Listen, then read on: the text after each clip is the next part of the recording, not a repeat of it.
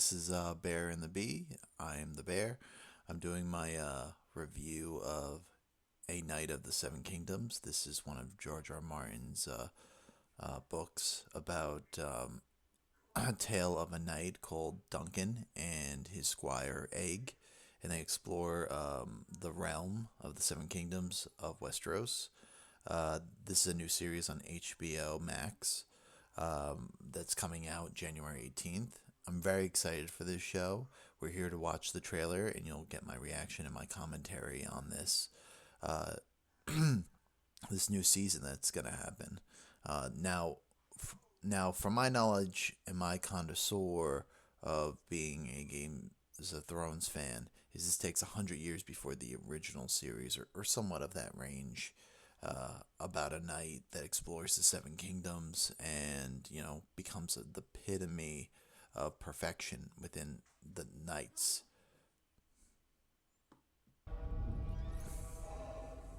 Okay, so we have knights here going on, and there. I assume that's Duncan. Sir Duncan the Tall.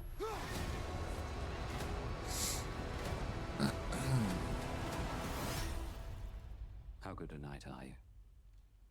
That's the hand of the king, I guess, at the time.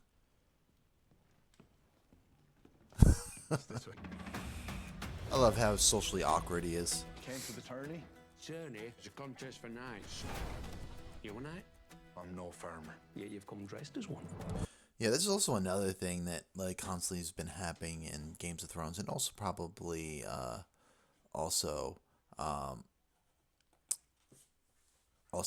Seven Kingdoms, is that knights were considered like rock stars of their time period. They were very big into they would be funded by lords, and they would eventually get picked up by certain houses. It didn't mean that they were great warriors compared to generals or soldiers, and that was always the conflict between the two. You could outmaneuver a knight, because sometimes a lot of knights came from royalty.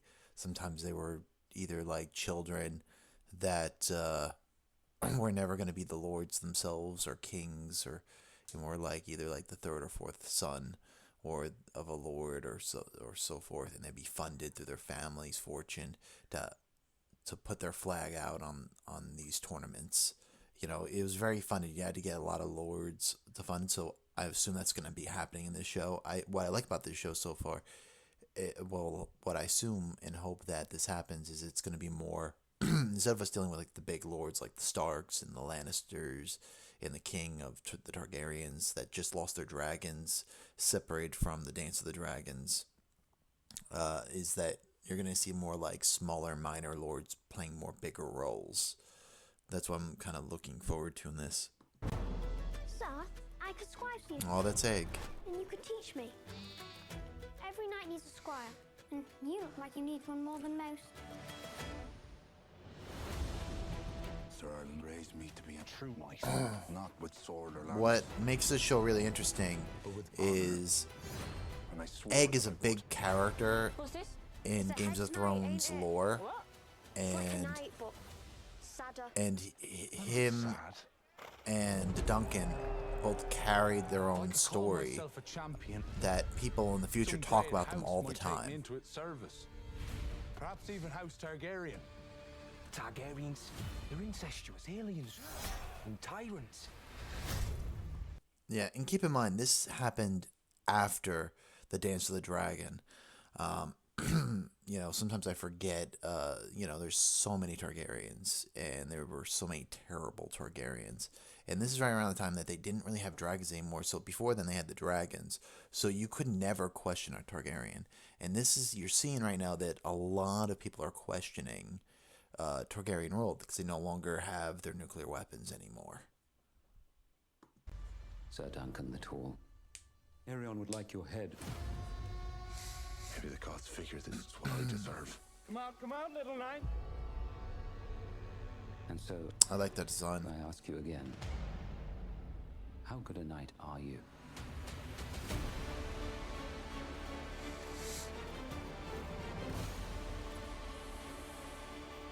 You may be wise to run. Won't they kill me if I run? want to kill you anyway. Okay, that's Targaryen, I think. Honor! Deserted the noble houses of Westeros! And there are no true knights among you! Was that ill-handled? Right, yeah. January 18th, folks. So if you don't have HBO Max, get it now. It's gonna get good. So yeah, that's the trailer for A Night of the Seven Kingdoms. It feels like it's gonna be heading in the direction I think it is, and it's gonna really just stick with tourneys and knights and just about the minor politics of Westeros and the Seven Kingdoms. We probably will bump into houses like the Lannisters and the Starks, and even it seems clearly we're gonna also bump. Duncan seems to be bumping heads with the Targaryens, and and this is right around the time that, if you thought that other houses weren't digging their claws into the Targaryens for power when they had dragons, now it's like they're going to be digging their claws in for power even further. And that's really exciting because I hope the show kind of leans more into the minor politics of Westeros, and I'm really hoping that we get to see these characters develop, especially Dunk and Egg, and we see other minor adventures they're on, dealing with the Targaryens and power struggle with them and other powerful lords. And we also get to see a lot of minor houses. Like, I would like to see more. This was one thing I was always fascinated with, was not really the main lords, like, the Martells or the Targaryens or the Starks or the Lannisters, like the big heavy hitters, but more of the smaller houses, even the small houses with that, and the corruption and politics of smaller houses, how they deal with peasants and regular people throughout Westeros, and dealing with more of the common man and woman at the time, and just also about the politics and the careers that knights would take, about working for certain houses, like almost like how today we have companies that fund athletes. This is of the time where lords and everything else, where you'd get rubies and jewels and all types of fancy swords and rare materials, like a Valyrian blade and stuff like that. It's going to be really exciting to see, and just seeing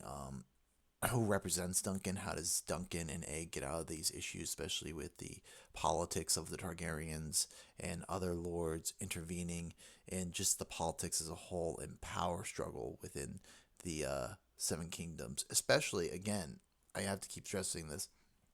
This happens after all the dragons are gone, or at least all the dragons that were big enough to ride. I remember that people told stories of smaller dragons that were like almost the size of birds or large birds, but they could never fly, or they rarely even blew fire from their, and burned people. They were just more of a novelty at that time. And just about how the Targaryens were always trying to get back to getting dragons again because of the events of the Dance of the Dragon that destroyed. Really, that was the blade that killed their house. So yeah, that's I look forward to watching this, and hope you all too. Also, just hit that like and subscribe button, and I'll watch more trailers and get some reactions, and go watch the show. And if you have any other shows or movies you love me to review or have reactions to, add it into the comment section. And have a good day.